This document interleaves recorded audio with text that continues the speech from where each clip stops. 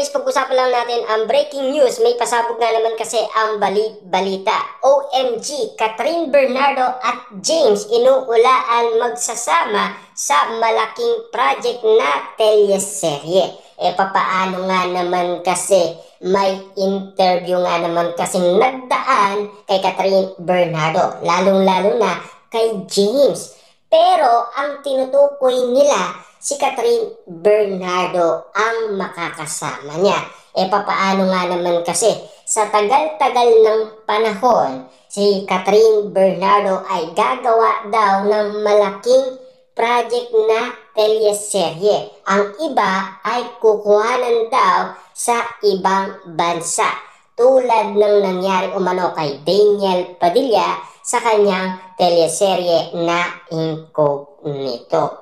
Ayon kasi sa balita, kahit wala naman binanggit na pangalan si James kung sino ang makakasama niya sa gagawing teleserye sa kapamilya, ay iisa ang inala ng netizens. Wala raw iba pa kundi si Catherine Bernardo. Kita nyo naman, no? Grabe, ang galing talaga mag-predict ng maraming tao. Talagang naulaan na nila noon pa man. After ng Hello, Love Again na movie ni Catherine Bernardo at Alden Richard. Kasi napapag-usapan kung ano na ang next na project ni Catherine Bernardo. Kaagad-agad alam na ng mga netizens ang susunod na project ni Catherine Bernardo.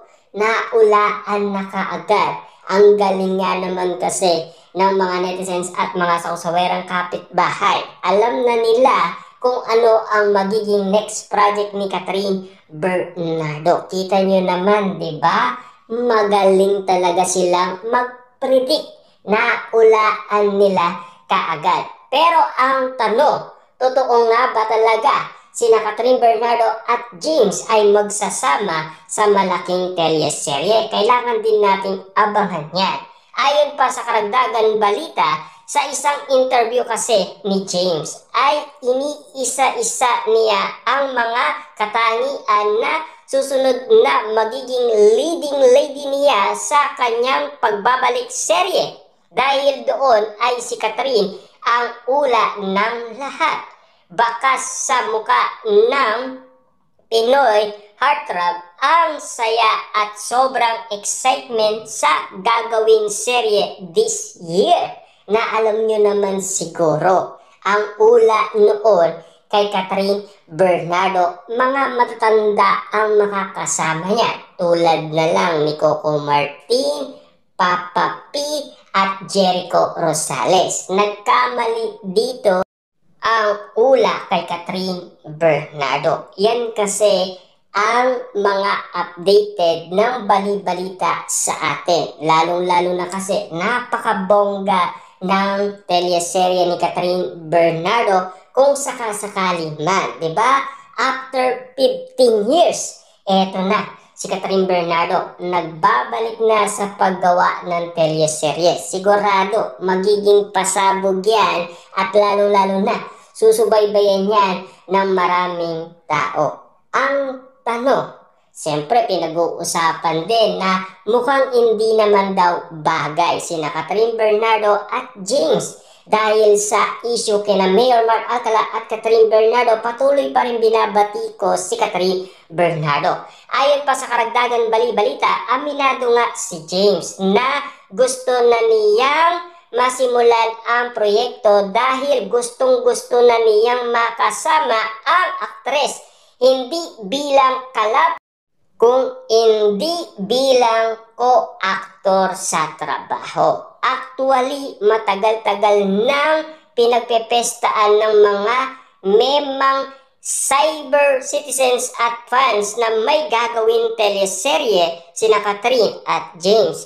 May chika pa nga sa abroad ito isushoot at tila may paiwatig na nga si James tungkol dito. Ingat na ingat lang ang aktor para wag masapol ang tungkol sa inaabangan serye dahil may special announcement na gagawin ang ABS-CBN Studio tungkol dito. Kaya nga naman pala, ingat na ingat itong si James, lalong-lalo na wala namang pangalan na banggit si James. Pero alam na kaagad ng mga netizens at mga sausawerang kapitbahay, lalong-lalo na ang mga solid fans ni Catherine Bernardo. Noon pa man kasi, alam na nila kung ano pa man ang gagawing project ni Catherine Bernardo. At alam din nila na bongga ito at lalo-lalo na malaking project ito.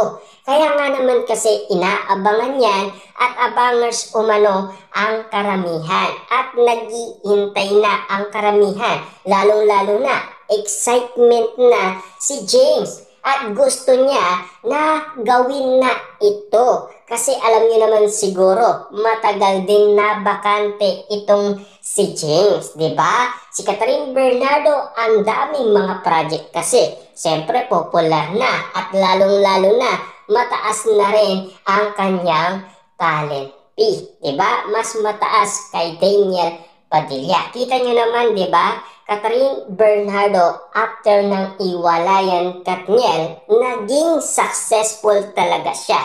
Ayon pa sa karagdagan balita. Anyway, malapit-lapit na rin naman ang anunsyo kaya abangers na ang lahat.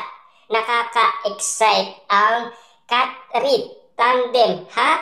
Yan kasi ang nasasabi sa atin ng balita. Ibig sabihin, malapit-lapit na rin daw ang announcement dahil alam nyo naman siguro, gusto na rin natin makita ulit umakting itong si Catherine Bernardo. At lalong-lalo na kung meron talagang chemistry sina Catherine Bernardo at James. Kaya nga naman kasi, marami na rin kasing mga video, mga nakaraan ni na Catherine Bernardo at James na tila gustong-gusto kasi ng mga netizens at mga sausawerang kapitbahay.